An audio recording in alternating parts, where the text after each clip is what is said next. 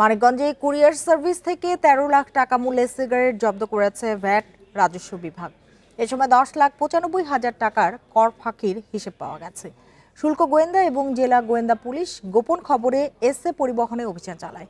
অভিযানে ম্যানেজার তামাকজাত পণ্য পরিবহনের শুল্ক রসিদ দেখাতে না পারায় ২,২০,০০০ সিগারেট জব্দ করা হয়।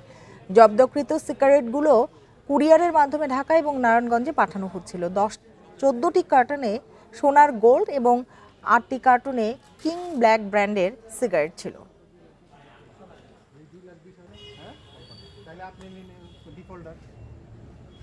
আপনি এখন জবাব দিতে পারতেছেন না বিধায় আপনি ডিফল্ট।